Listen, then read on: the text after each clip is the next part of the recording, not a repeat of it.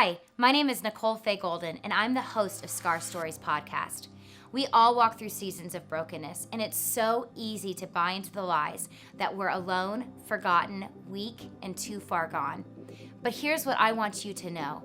We all have scars, and so we all have stories.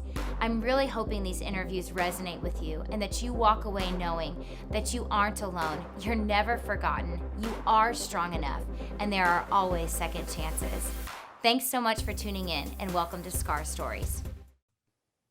Hey everybody, welcome back to Scar Stories. My name is Nicole Golden. I am your host, and I have one of my favorite people on this podcast. He probably doesn't know this, but this is Vasquez. You guys have already heard from Emily, his wife, and I came in contact with them 2 or 3 years ago. Actually, it was 2 years ago. And he and I were just talking about this, and I was like, hey, wait, we're going to hit record and have this conversation live for everybody. So it was 2 years ago. You were at Relate in Bradenton, and you were one of the closing sessions. You were sharing your story and talking about how, as a pastor, you went through, and I'm not going to tell too much because I want you to tell it, but this season where you were researching and really concerned that you were going to commit suicide. And you were so raw and so open and so vulnerable on that stage. And you shared several other things. And I just remember I was right smack dab in the beginning of my grief journey. My brother had committed suicide that January. And wow, so you were 2 months fresh into this. Wow, that's raw. Yeah, like right in the beginning of it. And so I just remember coming up after, and you guys had so many people, but I came up after and told you thank you. And then I really connected with your wife, Emily, and we've been in contact ever since then. And it's just been really neat, even over this past year as pastors. You guys pastor a church, Excel Church in Boston, and we're down here in Tampa pastoring a church. And over this past year, Emily and I have really been able to encourage each other. But I want you to tell, we've heard Emily's side of things, really Emily's testimony of how she accepted Christ. And she spoke a little bit about how when you were in prison, I believe you accepted Christ first and then started, trying to tell her. And she's like, I'm not going to listen to you. You're in prison, man. But I want to hear your story because you talk about trauma, and I'll never forget, you were one of the first people that I heard talking about learning to laugh at your trauma. And people who haven't walked through trauma, they're like, laugh at it, So I want us to talk about your story. And then really, we're going to center this conversation a lot around trauma and learning to own our trauma, learning to laugh at it, learning to not allow it to control us, but us to be able to tell our stories. So, would you first start and just kind of, I know your story could probably take up the whole interview, but give us your story of how you came to Christ and just give us your story, man. Okay. All right. So we're ready. Right. It's funny because I've been doing a lot of interviews lately, and it's time consuming. It could be so much. So you gauge it and you dictate where this is going so that we maximize this time. But I'll give you the high level areas that I think are important because I don't come from church per se. Didn't know anything about God. Wasn't raised in that context, in that environment. So I eventually met the Lord when I was about 17, maybe 16 and a half. And I met him in prison. And there was somebody in there doing prison ministry work. They were doing a Bible study. And I literally wanted to just leave my cell. I was like, I'm leaving the cell. I heard that there was a study. I'm just going to grab one of these Bibles and I'm going to go. And I didn't know that I was about to go there with a different motivation, and God was going to change my motivation and touch my life. And I had a real encounter at that young age during that. So that's there. But to back it up, leading up to there, I come from, I was born in Connecticut, made my way to Staten Island, New York, and my mother had me when she was 15. Wow. So I like to say this, that, whenever you have a child, raising a child, your brain and I'm not a doctor, so I like to say that I am a pastor, but I study a lot on neurology. I love brain. I love brain science.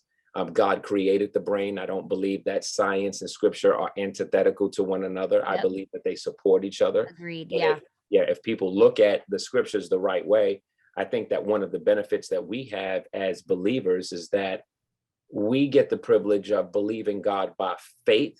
And over time, science discovers what faith has already disclosed. Oh, I love that. I love it.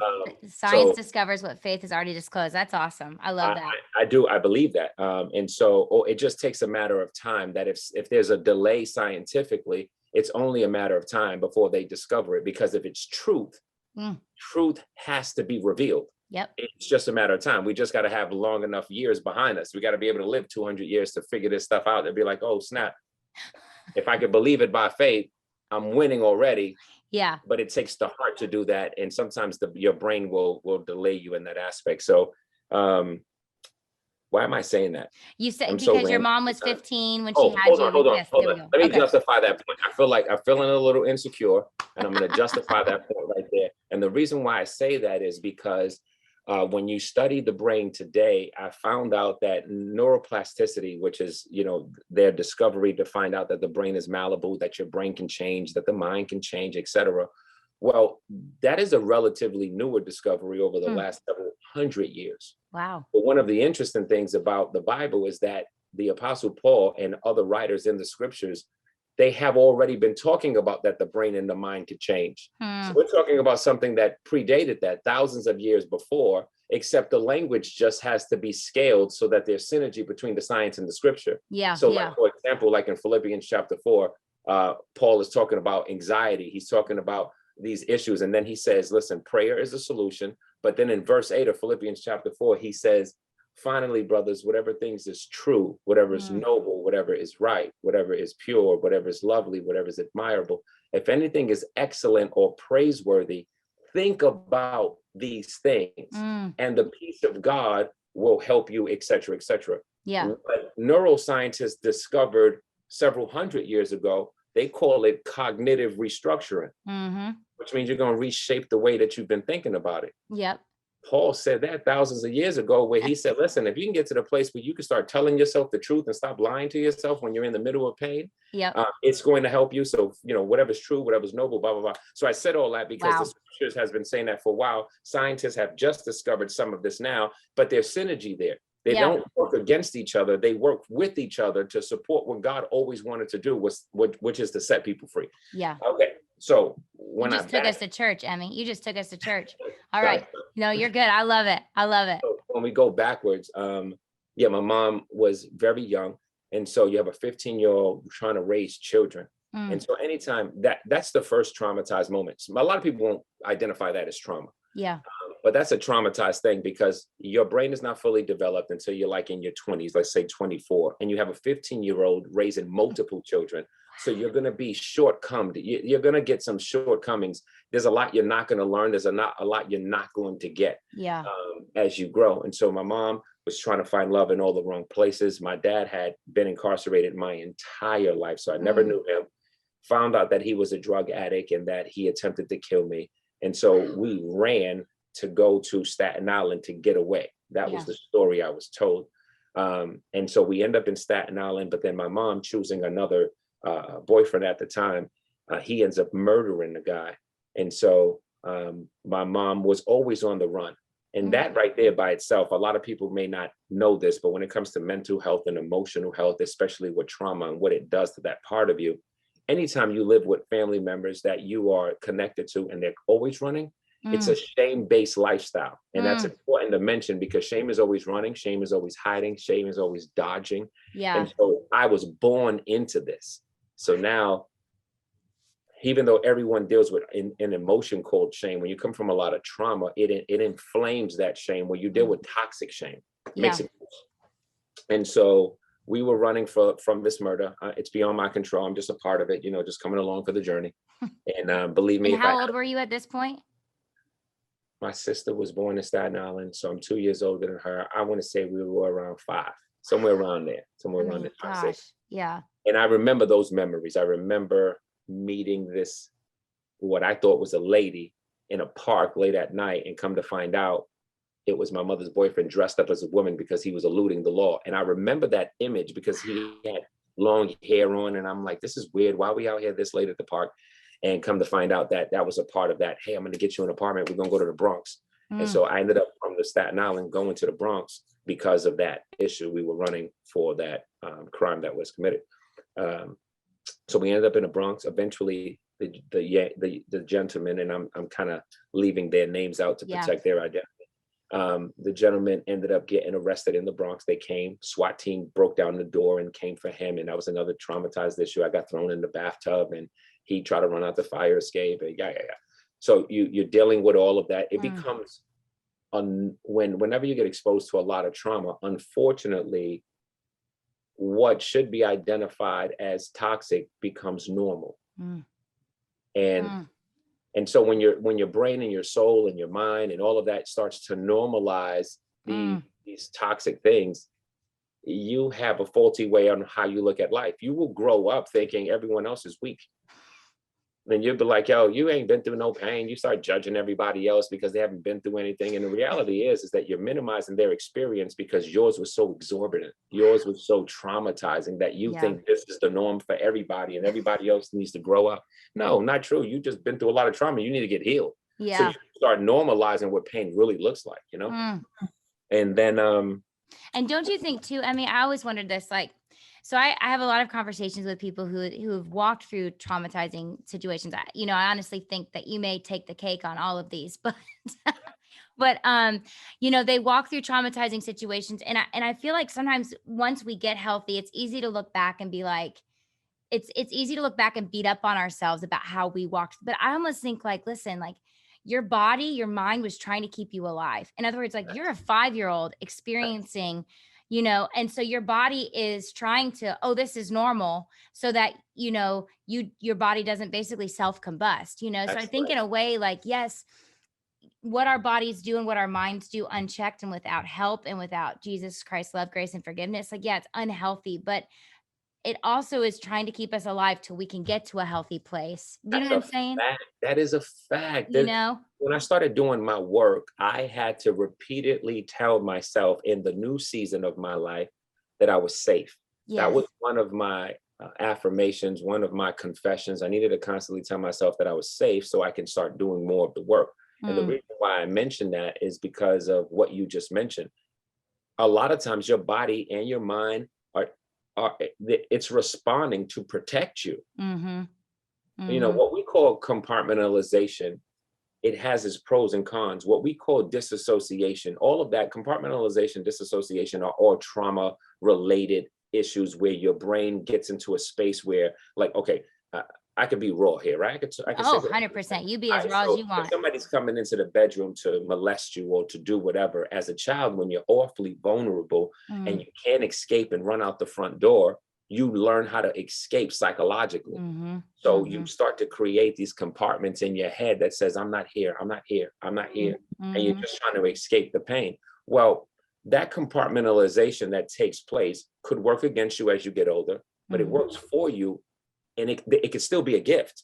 So in God's like crazy sovereignty, he knows how to work with both sides of all of this. Yes. That's what makes him so wonderful, because he's not throwing you away. He's like, listen, I know you got these struggles, but I'm gonna work with the struggle and I'm gonna make all things work together for good. And I'm gonna show you how you can make it a strength.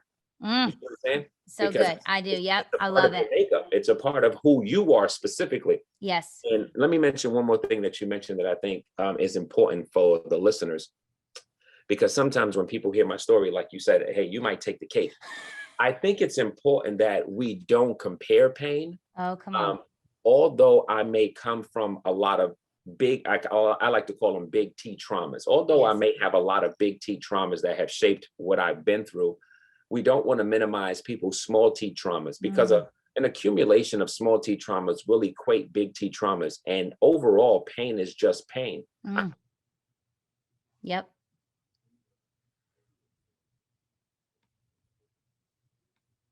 We froze. Come on. From all of the abuse and the pain, they ended up killing themselves, right? Yeah.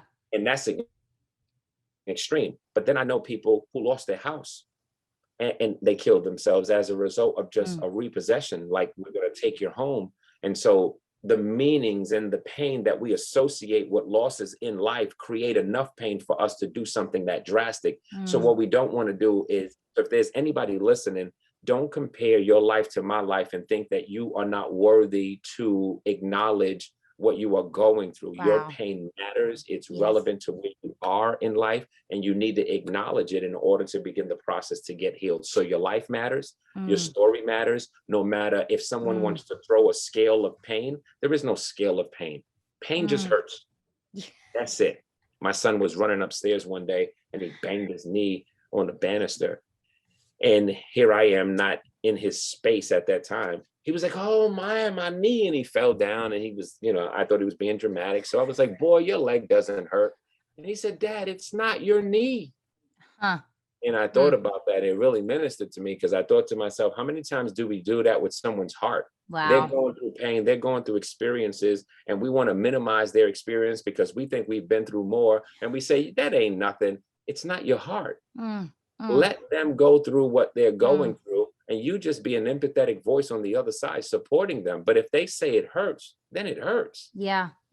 So, Yeah, that's a good word. I'm going to be honest with you. Like you said, I want us to be raw. And I think for me, after losing, so I lost my brother, January 4th, he passed away. Then we got pregnant with our fourth and final child that year and ended up having a high risk pregnancy.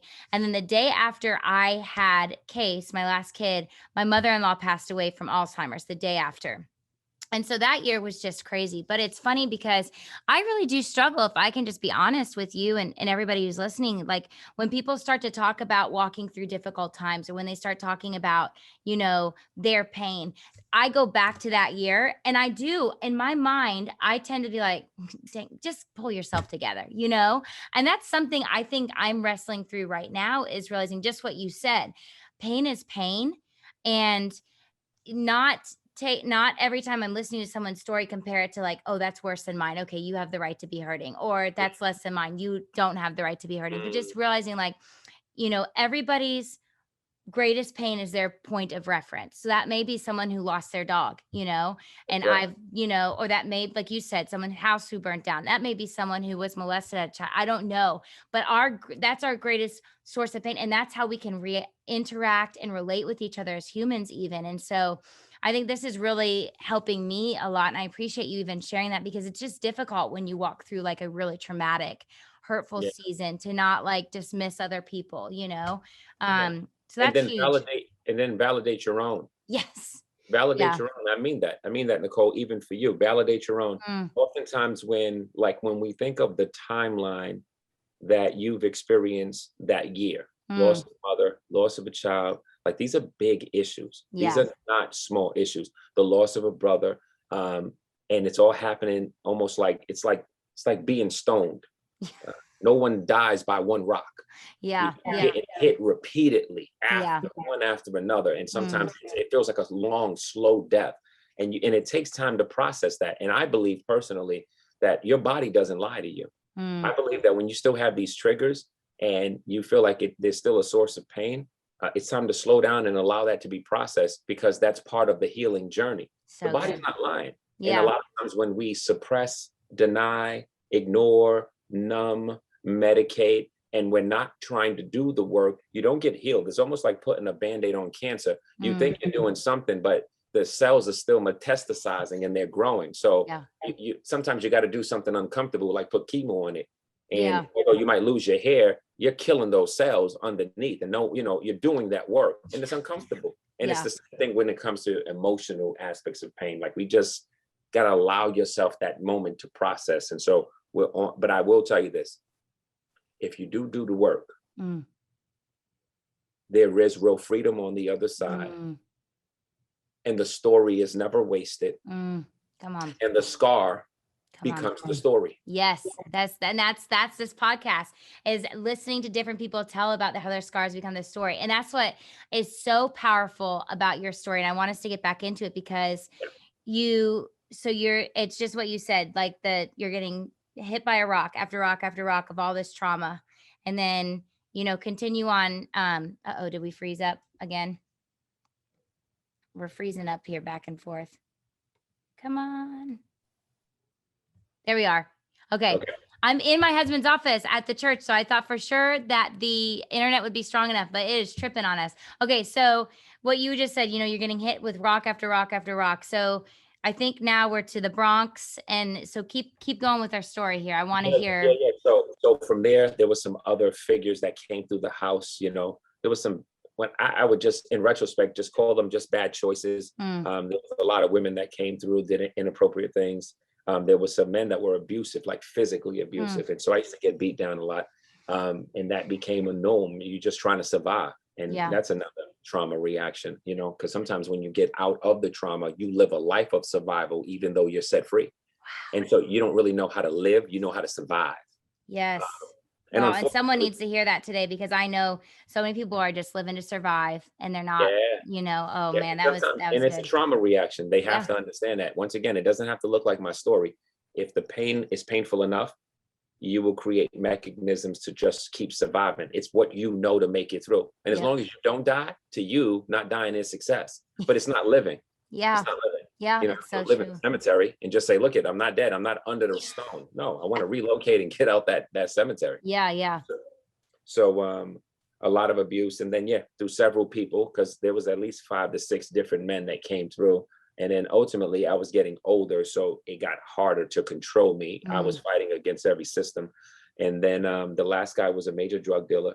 And most people are looking in their refrigerator at 13, 14 and finding cereal, and I was finding crack cocaine. mm. And so got into a lot of trouble in New York City. And my mother said, I'm going to send you to Massachusetts to live with your grandmother. And she thought that would help, but it really was no boundaries. And so I came out here and did whatever I wanted to do. It Mm. actually got perpetually worse. It's funny because I've been doing a lot of interviews and a lot of ministering and preaching all over this month. Yeah. And I've been sharing this story a lot. And Mm. it's funny because as I think about what I'm saying to you, this is all fresh material. I haven't said any of That's this before, wild. and I don't know why. I think it's probably for the listener. So whoever's Yeah. listening, Gosh, I'm um, getting like emotional. Yeah. It is. yeah. That is crazy. So by the time I got to Massachusetts, and I was 16 and a half, I had got sentenced to 15 years in prison. And so the juvenile laws are not what they look like today. I Okay. personally believe that the laws will get, during that time, this was the Clinton era, they wanted to be tough on crime, but they didn't realize how over criminalization was going to work against them. This is Mm, why to this day, if even 2 years ago, you can see the same president, well, former president, apologizing for making them so tough because they were sending juveniles to jail for 20 years for crimes that they should have did 2 years for. And mm. yes, teach them a lesson. Yes, I believe in accountability. Yes, I do believe that we need to hold people accountable because it's part of the process. Yeah. You have a law in your Bible and a law of the land for a reason. We have it for a reason. Yeah. There's consequences associated with it. But if the goal is just to penalize and not rehabilitate, Come then we on. have a problem because you're Yeah. just going to hurt someone so bad without helping them, and that hurt heart is going to get out and hurt people. Again. Yep. Yeah, Yep. so hurt people, and so the goal is to heal the heart, not just spank the hand. Yeah. And so anyways, I I love it. ended up in the prison system, and they didn't know what to do with me because they didn't want to put me in general population because I was so young, but they Mm, didn't want to they could not release me into DYS because I had been trialed as an adult.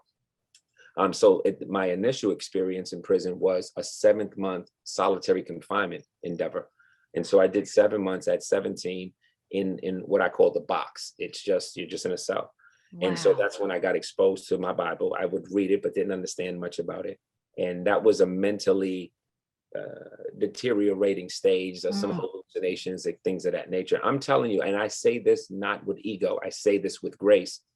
I am a real testament to the power of God yeah. because I know people in my circumstance who died, who were suicidal, who didn't make it. You name it, they just didn't make it. Yeah. And for me to be able to be conscious and aware and healthy and to teach and to lead and to Mm, preach and to still be married to the same person yeah. after 25 years and to raise a family, I'm telling you, I'm not saying it didn't come with pain and a major expense. There was work I had to do, but I'm telling you, I'm a living witness that the power of God and the word of God just works. Now, for those of Mm, you who are listeners on this podcast, and you may not be a believer, I am not trying to project my belief mm. system on you. I want you to own your lane and do whatever you're going to do because I just don't believe in imposing. I want Yeah. you to, but I am telling you that there is a power in the Bible and a power in a relationship with the Lord, not a relationship with religion or a relationship with a controlling church. I'm talking about a relationship with Jesus. So once again, I'm just owning that myself. And I want your listeners, even if they're not believers, to feel safe enough to listen to this podcast without having to feel like they have to digest the spiritual aspect. But I'm just letting you know that for me, it was a game changer because now the Bible came alive and it made sense to me. Everything made sense to me. So anyways, love it. I get saved in prison. I give my life to the Lord. And that was the beginning stages. And then I would get out for a period of time. I would meet Emily. And then from there, I would end up getting rearrested. And under the same stipulation, it was a parole violation. And they said, yeah, we're going to send you back in. And then but I had already met Emily. Now, at this point, she was pregnant. And I was out there selling drugs and doing whatever I was doing. And that was when real transformation began, or rather real rehabilitation, real repentance, whatever word you want to use at that stage. And I led Emily to the Lord in the visiting room. I led my mom and all my brothers and sisters to the Lord. They would come and visit me, wanting to bring me support. And all I knew was, you got to meet this dude I know. Wow. Jesus, he changed my life. And once again, I didn't know everything that I know now. Yeah. So the way I like to articulate this now in retrospect is, I was spiritually saved. It was real. It was authentic. However, I still had emotional and mental health issues that I did not know really existed. I hid behind religion. I hid behind spirituality. I hid behind sincerely, not trying to, obviously nobody wants to sincerely hide. You just think it is what it is. This is what I know. And so I would get out of that context and we would fast forward now time. Me and Emily get married. We start a family. But because of all the trauma, I'm living out of that space of trauma with a layer of Christianity on it. I'm sincerely saved, but I'm struggling. Yeah. I'm sincerely saved, but my soul is in desperate need of help. And and I want to just chit chat about that for just a second. I'm so sorry to interrupt you, but I think that is like so powerful because I feel like that's what we're seeing in the church today. It's so funny because our church here in Valrico, Centerpoint Church, has been come to be known as the mental health church. So I have 3 mental illnesses. I have anxiety, depression, and borderline personality disorder. And I had gotten diagnosed with that. Literally, we got married in May. I got diagnosed basically that summer. And that's right when Bryant was named lead pastor of our church. His dad had started the church and Bryant then was named lead pastor. And I remember just being so shocked because I had a really close relationship with Jesus for so many years and really was like the leader of all my youth groups and camps and everything else like that. I had kids named after me. That's how like godly and spiritual everyone thought I was. And then all of a sudden, I get married and my world falls apart. And now I have anxiety and depression. This was 10 years ago. So this was before people were really talking about it. And my husband and I didn't have a context for mental illness, but I just thought, where the heck is all of this coming from? And so that's when I got into counseling and we started basically like I was going twice a week for a long time. Then it was once a week. Then it was, every other week. Yeah. But it's funny because I think for a long time, there had been some small T trauma in my life, I would say, that just had kind of piled up. And I had been raised in a really legalistic environment and really strict environment. And I think the layer of spirit. By the way. What'd you say? That contributes. Yes.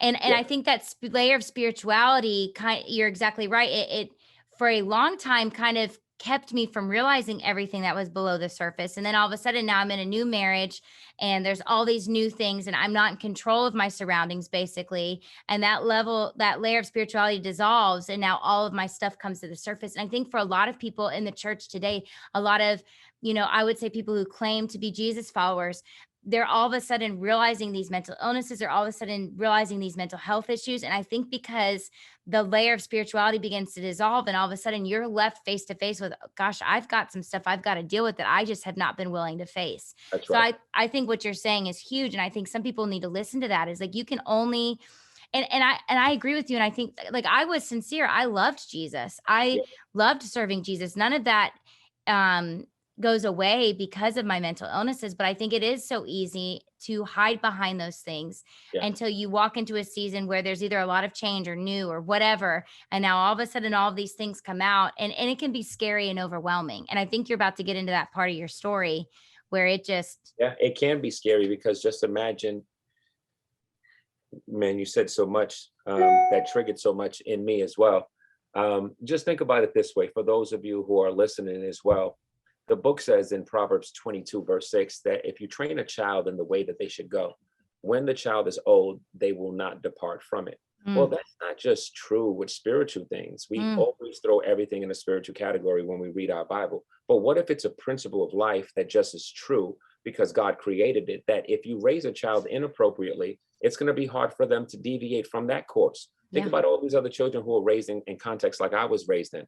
You know, they're being raised by abrasive fathers, absent mothers, vice versa, traumatized, parents are in prison, whatever the case may be. And this child is growing up with all of these dysfunctional habits, and we sit on the outskirts of their lives and we just judge them. And we don't realize that they are Proverbs 22:6. They have been trained in the way that they are going. And when they are old, it's hard for them to depart from it. And unfortunately, because they were birthed in that level of pain, it's going to take pain to come out of it. So this is why the world needs to be more empathetic than it has been, because it's the only way to actually enter people's world. I don't really believe it's just about trying to impose or force religion or spirituality on people, you know, like the Lord. Like, see, I say Jesus because, okay, hold on. Let me reframe that. I got to justify it because I'm a pastor. No, so I love it. Be careful with language here and there. It all depends on your audience and who you're talking to. So if I use spirituality, somebody may say that's new age. If I use religion, and I hate the term religion, and I really use the word spirituality because I know that we have listeners that may not be Christians. But when I talk about Jesus, I'm just talking about the man himself, who is a relational individual because God is relational. I'm not talking about religion, but unfortunately, because of several factors, we make Christianity not relational. We make it about this. We make it about information. Just stuff this information, and you better change your life. And if you don't, you can't come back to this church. All that foolishness is just foolish. The reality is, he's a relational God who's loving. And the book says that everyone who believes in him will never be put to shame. Write it. I got that verse hanging on my wall over here, so it talks to me. Romans 10:11. Everyone who believes in him will never be put to shame. What does that mean? That means that when you're in a real relationship, he's not shaming you to change. He's loving you into transformation. But the challenge that we have is we as people are so impatient with people that we want them to be healed today so that we can feel good about leading them, because what are other people going to say if they don't change today? And as a strong leader who understands this area of shame, if you come to me and saying, I can't believe you let them come to the church, I'm gonna look right at them, and believe me, this has already happened. I'm gonna say, I let you come to the church. So if I let you come, they get to come too. And they get to work through their mess too. And it might take them years, even though it might have took you months. But the goal is not to force them while you want me to be patient with you. The goal is to be patient with them, because we were patient with you. So anyways, we don't like to be uncomfortable in the mess either. My husband and I talk about that all the time. You know, we don't like to be uncomfortable in the mess. We don't like the gray areas of scripture, but grace is messy. Grace is gross. Grace is gray. Like, I mean, and it gets so, and so one thing my husband says all the time is he says, God can change a heart before he changes a behavior. That's a fact. But it's uncomfortable because we want to see, like, okay, are you getting it? Are you getting it? You know, and it takes, sometimes for some people, you're exactly right. It takes years to get it. And we have to be okay with that, you know? And you look at all of, so sorry, we're both starting to preach here, but you look at all of Jesus' interactions in the scriptures, especially in the gospels is what I mean. And when he's meeting the woman at the well, or the woman who was caught in adultery, or whatever the case is, like, the first thing he deals with is their heart. And the first thing he deals with is, I love you and I'm for you, whether you change or not. And I think that's, churches get that backwards. We're like, I love you and I'm for you when you change. And then, you know what I'm saying? And so, I love that. That speaks to me. I love it. I think it's the key to a lot of freedom, especially when you're dealing with trauma. Because people who come from a lot of trauma already shame themselves for not being perfect. And they want to change more than the people who put pressure on them to change. And so when I personally believe that churches that are not graceful And I'm not talking about, I believe in rehabilitation. You know this, you're talking to somebody who understands rehab, who understands repentance. Yep. So, but when you are not graceful, anytime you want to make a guilty person feel guilty, or you put them under a lot of pressure, and they'll quit. They'll kill themselves. Yep. I'm telling you. Yep. I'm saying this sincerely. And no, that was my brother. And I defend the church. I defend her. I'm serious. But if you ever want to make a shame-based person feel more shameful and kill themselves, let them go to a religious church that won't give you margin to be human. That's it. And I'm telling you, they will psychologically, they'll say, man, God is love, but I can never please him, because based on your standard, I have to be changed yesterday. And I can't, and I'm still struggling. And you're going to internalize this fight and never feel like you're ever sufficient enough. And that's why it just drives me crazy, and I can't quit, and I can't leave. No, you can't. Need to be a voice to challenge this craziness that's taking place in order for it to be healthier.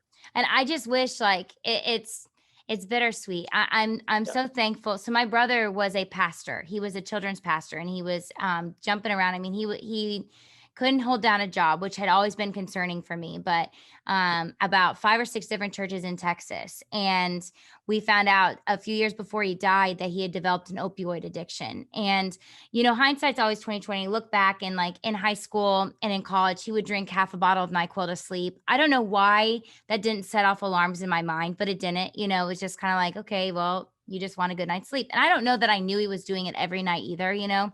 Also, I'm his sister, so it's not like, you know, my responsibility. But he got into pills and just kind of kept hopping from church to church. And I think in his heart, he really wanted to believe he had it together. But, you know, I don't know. I wasn't there. So I don't know if people were actually trying to get him help, or if people were just believing that he was over it after 3 months of counseling. I don't know. But they kept putting him in they kept putting him in positions, and he just never felt like he could have the freedom to get the help he needed. And so he didn't, and he felt the shame. And so some of the last things he said was that he didn't want to bring shame on his family as he's walking out the door to go, you know, commit suicide. And so I just like, I think you're absolutely right. And that's one thing Emily and I talk about on our podcast, is just churches creating the space for people to get open and honest. And so I want you to talk to us a little bit about when it all caught up to you. You were pastoring. Yep. So we start the church. It grows rapidly. And I discover in those first 2 years how I can't handle the success of its growth. And because of this, my trauma, a lot of times you deal with codependence. And it's a term that's not really used in church because people don't understand it. So for those of you who are trying, the only spiritual word I can give you is idolatry. You turn people into gods. You try to over please them. You don't allow God to be God for them because you're trying to be God for them. So I couldn't please everybody, and it grew rapidly. And as a result, I either felt like I needed to be super perfect, or if I couldn't, I must be insufficient and not enough. So I must be a dead dog. I'm nothing. I might as well just end it. And 2 years into it, I Googled how many pastors commit suicide of churches, and you know, and we have accountability software on our computer. Emily, my wife, got the email privately and said, this is a red flag. You should look into it. And at this point, she had already saw patterns, and we were dealing with a lot of additional pain, relationship fractures, not me and her, me and staff members, me and other people. And I just wasn't doing well managing all of that. And it was starting to seep out. So when that took place, you know, she responded proactively. Were you hoping, like, because you knew there was accountability software on your computer, so was there a side of you that was hoping she'd see that? Was it almost like a cry for help? Or well, you know what I like the way you phrase that, because sometimes when you're unaware, that could be an underlying issue. Yes, I'm crying out for help, and I don't know how to cry out for help. That's a big issue for a lot of people, especially when you've been shamed. When you've been shamed to share how you feel or to share what you think, when you grow up, let's say you were a child and you dealt with that for 15 years. Well, your brain has been shaped to say, don't ask for what you need, don't ask for what you want. So when you really do need to cry out, you feel so much shame about opening your mouth about it, that overwhelming sensation wins. Wow. And so you internalize that and never ask for help. And unfortunately, we discover these patterns after someone dies. Yep. we look back and saying, oh, look at this was a sign, this was a sign. But a lot of times you don't catch it until it's too late. Yep. And people don't realize how history sometimes plays a role in shaping your tomorrow. It's a major stronghold in the mind, and it takes a lot of work to actually do it. And there is victory, there is hope. But we have to do the work. We have to trust the Lord, and etc. So she does. She responds in a proactive way. And it was, I was glad when she did discover it. Now, I didn't say that initially, but when I walked into the office, she staged a real intervention. Thank God we had people who cared for me. Yeah. Because these guys were like, listen, we don't know what it is to be you, but we want to be able to help you. And we feel like we've hit our lid in helping you. So we're pastors, but we're not trauma therapists. Yeah. And I think that's important, because sometimes pastors think, or church leaders think, they have the answer for everything. Listen, bro, you know a few scriptures, but you're not a professional in these areas. So pray and release, pray and release, pray and know where you end, where God can pick up with somebody else. And that is so good. Yes. So I walked into the office and they said, Emmy, we want you to get some help. You're not going to go back to work. So they put up a boundary and say, you won't continue to go back to work, but we can't force you to go. Are you willing to go? And at this point, I felt like being caught was the solution. I'm glad. I'm done anyways. I was tired, I'm fatigued, and I'm blaming it on things that I sincerely believe are the problem, but it wasn't the problem, because they gave me a sabbatical. I went to go see a doctor. They said my adrenal glands had failed. And so there was a lot of physical deterioration, but that wasn't the real problem. Because once I went on the sabbatical, even though my body was rested, my heart was still broken. And I still had things I needed to deal with on the inside.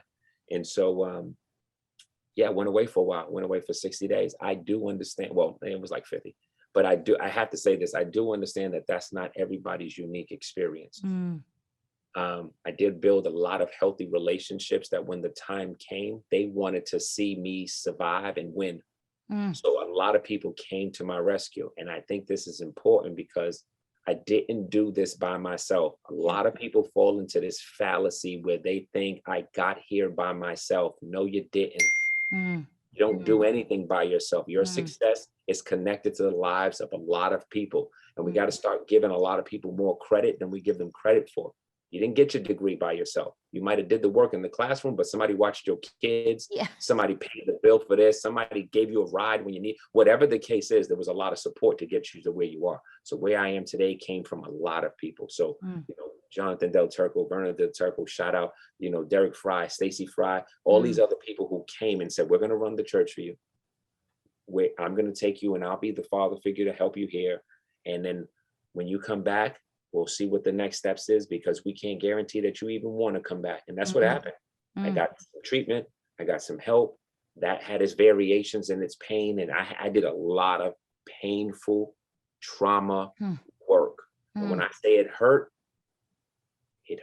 like hell. And there's a real justifiable verse for that. Like it hurt like hell. Daniel chapter 12 says that hell is a place of shame. When I had to confront that shame, I felt like I was in the middle of the pit.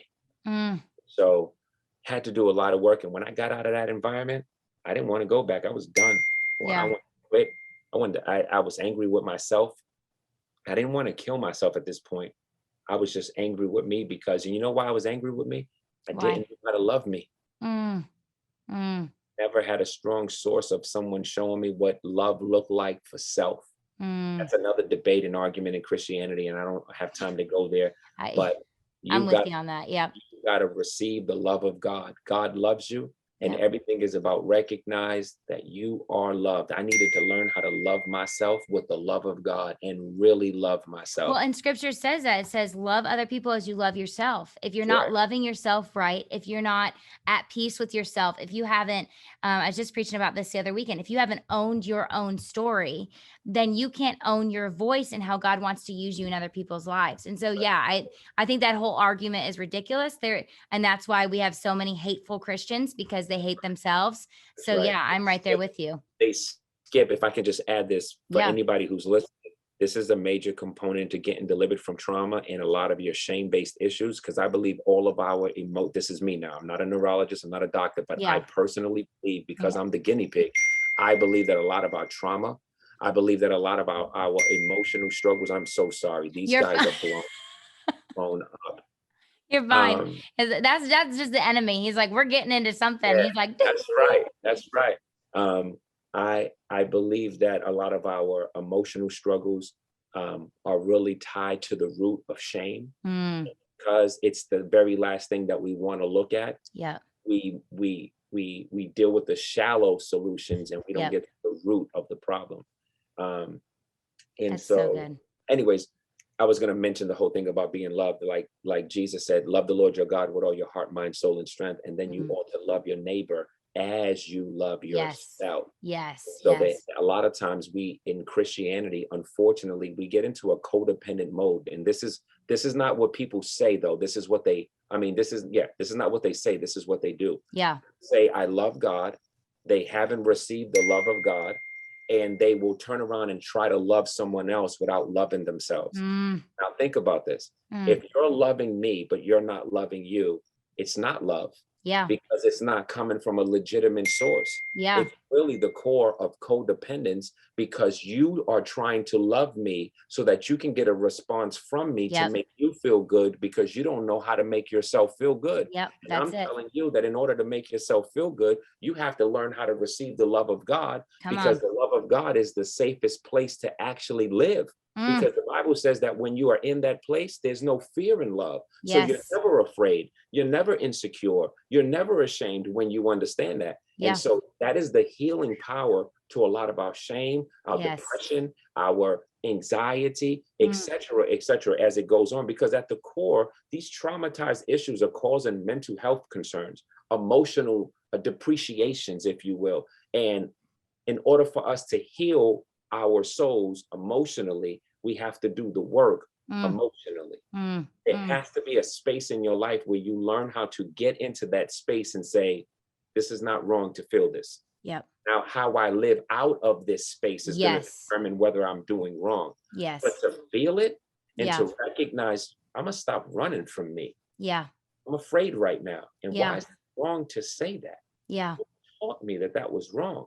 Yeah. And that's another issue in Christianity, because you have a verse over here that says in Timothy, God hasn't given you the spirit of fear. But when you look at the Apostle Paul, the same guy who said that, he said, we had fear on the inside in 2 Corinthians. So he's acknowledging fear. And I submit to you on this podcast, and to everyone else who's listening who deals with this dilemma in Christianity, I submit to you that there's a difference between the emotion of fear and the spirit of fear. Yep. Agreed. To me, the emotion of fear is just an emotion. Yes. It's just acknowledging your body and telling you, wow, your body is heightened right now and afraid of X, Y, and Z. Now, when that feeling or that emotion is not checked or dealt with over time, it becomes so spiritual that it overwhelms you and now becomes the spirit of fear. It's what now let me translate it into science, because we opened up this way. It's what neuroscientists call amygdala hijacking. It's when your brain gets so consumed and hijacked, like a real carjacking, with fear, because you never checked it. You're not dealing with the emotion on a practical level. And so that's not there. Let's deny it. Deny it. And now it's so all-consuming. And now this all-consuming fear, that's now the spirit of fear, is leading to your anxiety. It's leading to your worry. It's leading to all of these other manifestations of basic emotions that are not even acknowledged, because you've been taught you can't even say that. Yep. Come on. This is good stuff. This is good stuff. I don't know if you want to get back into the story. So I got back out and out of that environment, and it took me a while to get to the place where I was going to just work on loving me and step back into the church and make a decision, because my choices were going to lead me and my feelings were going to follow those choices. Yeah. I could not depend on my emotion, because I couldn't expect for my emotions to be perfect in order to move forward. I had to make a decision that I was going to move forward, and all of this work that I did was going to catch up, and I was going to learn how to scale it to real time. I'm going to work this out in my job. I'm going to work this out on my day-to-day. I'm going to work it out. And if I'm not perfect, I'm going to slow down. I'm going to go get some counseling. Yep. For those of you who are listening, the Bible endorses and condones counseling. Yep. So many verses on counseling. stop thinking that going to counseling means that you're crazy. The reality is you need counseling to kind of like process all this stuff that's running through your head. And you said you just got out of counseling right before this interview, right? That's right. I just went to go see my counselor today. I'm sorry to call you out on that. I'm still in counseling. It's been 10 years with the same guy, Kevin. He's a licensed mental health counselor. He's also a believer. I always tell people, to me, licensed health mental counselors are where it's at, so they can figure out how your brain has rewired and all those things, just everything we're talking about.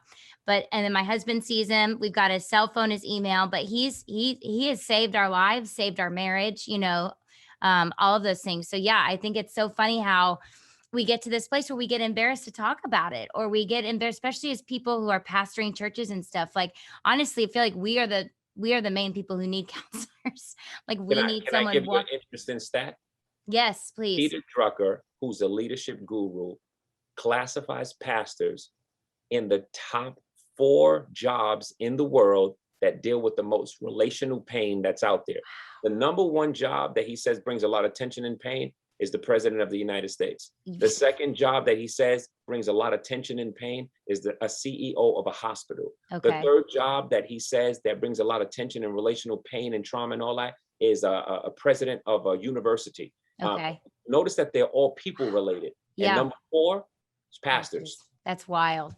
Pastors. So pastors, if you're listening, you're in great company with your role in your job, but that means you have to be extra diligent on soul care and not just living behind verses and scriptures without doing your work. Because over time, you're going to be squeezed by life and by people, and it's going to be seen. Whatever's in darkness is going to come to light. Yeah. Don't hide it. Start getting support, process the stuff. Life wasn't designed for you to do it alone. And that's why the counseling becomes necessary, or if you have a small group, start there.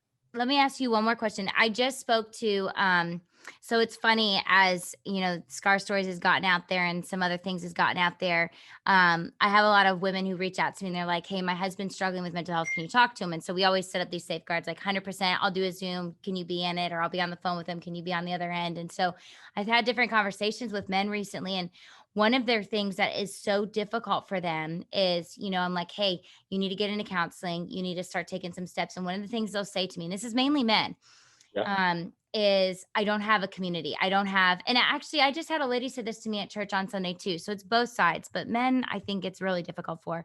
They'll say, I didn't have that strong marriage. I didn't have a Brian. My husband's name is Brian. I didn't have a Bryant in my life. My wife is not supportive, or I've hurt my wife so much she's, moved out. What would you say to someone who's like, listen, I want to get the help, but I don't have the community? How do they go about building that community? How do they go about getting people in their corner so that, like you said, like when it gets bad, they've got people. I know this is a tough question. I get asked this all the time, and I'm like, man, you just I always say you just have to start somewhere.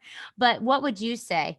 That's a great recommendation, because they do, but it makes them feel aimless because they don't know where to begin. Yeah. And they have to understand, if you are one of these people that she's talking about, that Nicole is mentioning right now, you have to understand that you are part of the problem. And I don't mean that to be negative. Listen to me. When it comes, shame is at the root. I believe, this is me, but shame is at the root cause of a lot of our struggles. Yeah. Shame is about having eyes on you when you're not ready to have eyes on you. And in order to get delivered from shame, you have to get eyes on you. Now, check the dilemma that you put yourself in. Because shame is a real feeling. Shame is not a heady thing. Yeah. You can't figure shame out. You have to feel shame through. Yeah. Wow. And when you're dealing with shame, because it feels so uncomfortable, no one wants to talk about it or expose it. Yeah. The reason why I say we're 50, and I'm going to jump in this pool with you, so I'm not indicting anybody that I'm not participating with. Yeah. The reason why we're 50% at fault is because oftentimes people don't know that we're struggling. And we won't reach out to begin the discussion. If we do reach out, depending on how sensitive we are, we might feel so rejected if someone doesn't receive us or respond well, that we'll run back into a hole, we'll run back into a cave, or we'll close back up and say, see, this is why I don't trust people, I don't open up. And you have to understand that your reluctancy to be vulnerable with your emotions is a shame-based issue. Why? Because shame is about hiding. And when I say hiding, I don't just mean physically. In the Bible, you'll see, they were naked and then they hid behind clothes. That's easy. It's easy to look at that part of it. But remember, you're not just the body. You are a spirit. You have a soul. In your soul, you have emotions. When you hide your emotions, that's a manifestation of shame that says, I don't want to be transparent. Why? Because emotions you feel, and that hurts. And if I put my emotions out there and begin this discussion and you don't reciprocate the way I need you to reciprocate, I'm going to feel awfully ashamed that I took this risk and it still hurts and it didn't work. Yeah. So there's a risk involved that people must understand. And I say that you have to take more risks than you want to admit you need to take. Because you're not always guaranteed that when you do take the risk, you're going to find the right counselor initially. Yep. You're going to say, oh, I tried that twice. I'm going to tell you to try again. Yeah. I'm going to tell you to try again. And you're going to I don't say tell your whole life, but start with something where you leak up and you just wait for the response, because people have to earn the right to hear your real parts of your story.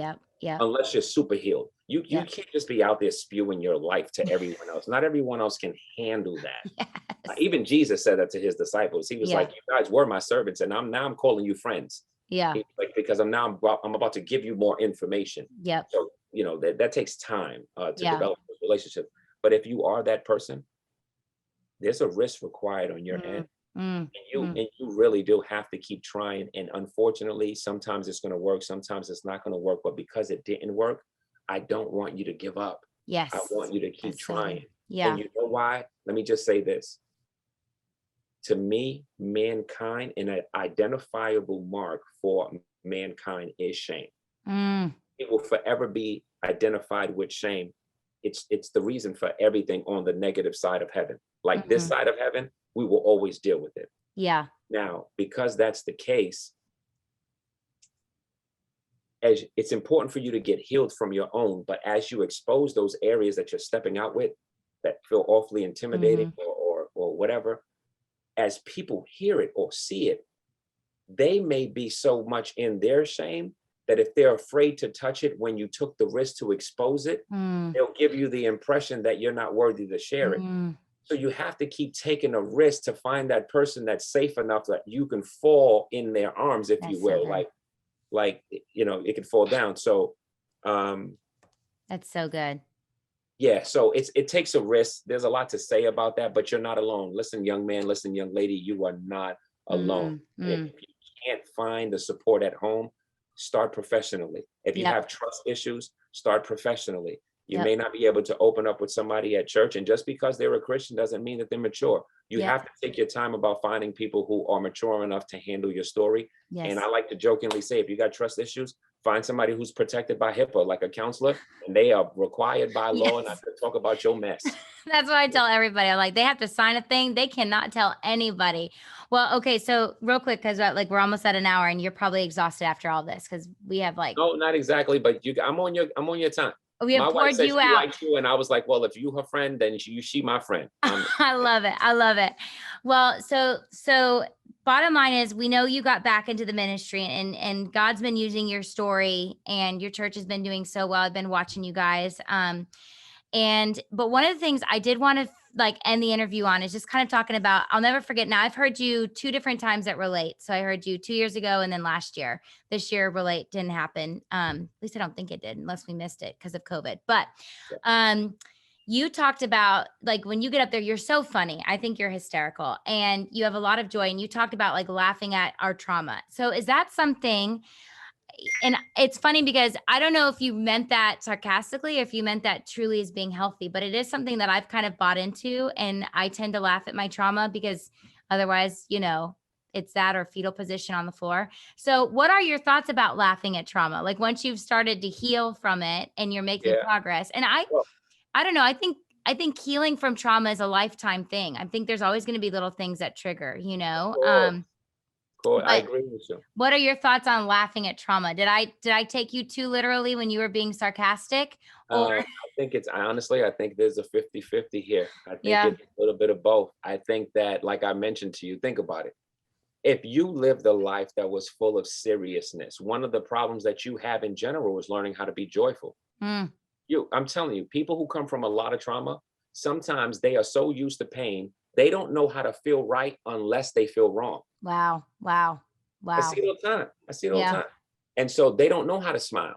Wow. And if they are smiling, they're smiling in their heart. They don't smile in their face because the trauma so impacts them so much that you got to remind them, yo, if you happy, inform your face. Yeah. Like, let me see it. Let me see it on you. And Yeah. it's hard for them to get to that place. And so I think that I don't believe you should laugh at other people's trauma, of course, and we have to say that but when you're talking about like all the mess that I've been through, Yeah. come on, man, I'm going to laugh at some of this. I'm just going to be like, that was the method you chose to raise me, Yeah. and that's a sign to me that I've been healed. Yeah. Like, I'm not Yeah. laughing at it to deny the pain. And there's Yeah. a difference because comedy is something to hide behind when you haven't done your work, Yes. And so you can laugh about everything and still be broken on the inside. Yeah. So that's not definitely what I'm talking about. But I am talking about you have to be able to take a drone shot of your life and stand above it and say, am I going to be serious 24 hours a day, 7 days a week because my life was serious? Or am I going to learn how to laugh, not just through this? And I don't want to laugh at people. I want to laugh through my life. Wow, this happened. Yeah. But man, there's got to be some way to refilter this where I'm looking at the parts that I can laugh at. So for me, I feel like I'm so healed of so much because I did so much of the work that I'm always laughing at my trauma. I don't indict my mom anymore. I don't indict my father. As a matter of fact, my father just got out of jail after doing 40 years. And I think next week or the week after, I'm going to be meeting him for the first time. I'll Wow. record it and put it on my Instagram page or something like that. Wow. But I've been talking to him on the phone, trying my best to laugh at things. Like, am I going to really be the Statue of Liberty and be frozen with a Bible in my hand, just holding it and just not having any emotion of joy? Yeah. The Holy Spirit brings joy to my life. I'm supposed to be happy. Am I going to be happy without really being happy? Nah, I'm going to get healed. I'm going to do my work. I'm going to know how to put serious in the category of serious. But my God, I'm going to let happiness and joy emanate from me. And if I have to laugh at some of these things that I've been through, I'm going to laugh at it. But then I'm going to learn. I know when to put serious in its category. Yeah. But I'm not going to at the expense of someone else. Now, if someone else hasn't done their work, they'll disagree with what we're talking about. Yep. Because they're still they are a walking bruise. Yeah. And anytime you laugh at something, it's just hurting them even more simply because they haven't healed. But if I've been healed, you can't stop me from laughing at mine.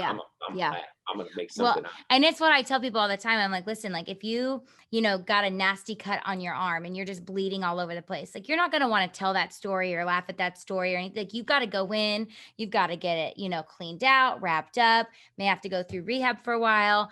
And then once it heals and there's a scar, then you want to tell that story. Then you can this was an epic thing, then it becomes funny or whatever, but not until exactly what you said, not until it's healed. I got a guy, know of a guy who's a basketball player and he has half of an arm.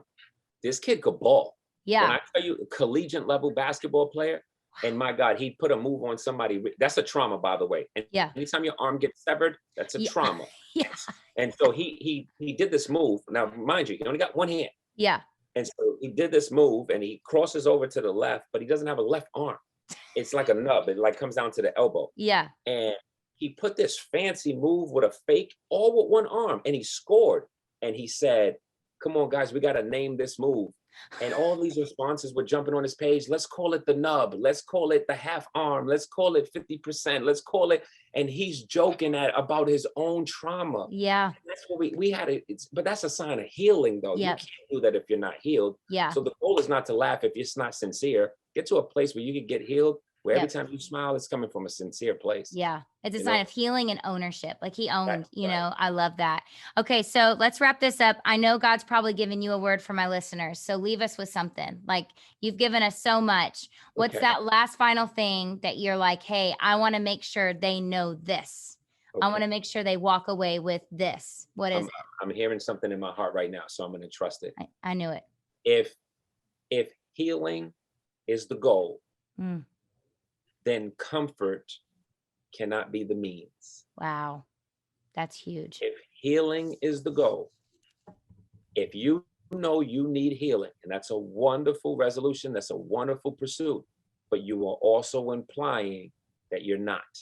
And if you're not, you cannot get healed by escaping the pain.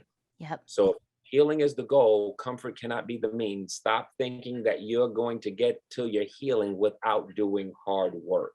And a Wow. lot of times this is what makes us numb and medicate and spiral into addictions, because all of that stuff are symptoms, is not the root cause. Mm. So when you hear someone, a counselor, a clinician, or somebody like me who's the guinea pig and comes out of this, and we say, do your work. Yeah. Do your work means don't run from your pain. Yep. It's yours. Own it. Yep. And for those of you who care, Hebrews 11 verse 12, because I always like to attach it to something in my book. It says, no discipline seems pleasant at the time, but painful. And later on, however, it produces a harvest of righteousness and peace. Yes. For those who have been trained by it. Yep. So there's work to do. I love it. There's work to do. Emmy, thank you so much. If you want to follow him on social media, once this goes live, I'll hook you all up with everything, but it's The Real Emmy on Instagram. I love following him. He's got so many great nuggets. I didn't know that. I have to follow you. I'm going to have to find you. Yeah. Oh yeah. You will, trust me. I'm going to be tagging you in a bunch of stuff. But I want to thank you so much for your time. This was incredible. Make sure you guys follow him and the church, get his podcast, everything. And then make sure you guys check out NicoleGolden.org. It's a really cool place for you guys to start. Is I have a free Praying Scared prayer journal on there. It's 7 days where it just kind of walks you through your relationship with Jesus, gives you some time to be open and raw and honest. But when you stick in your email address, it'll email it right to you. You can print it out and use it. So thanks you guys so much for joining us on Scar Stories, and we will see you next time. Amazing. Thank you so much for tuning into Scar Stories podcast. We all need places where we can feel seen, be safe, find connection and resources. I would love to connect with you on social media at Nicole Faye Golden. I also have a website with a ton of resources and a free 7-day Praying Scared prayer journal at NicoleGolden.org. Thank you for tuning in. I'd love it if you shared this with your friends and if you left a rating and a comment. And I look forward to seeing you next time as we delve into mental health, parenting, family, and so many other issues with a lot of my friends. We'll see you soon.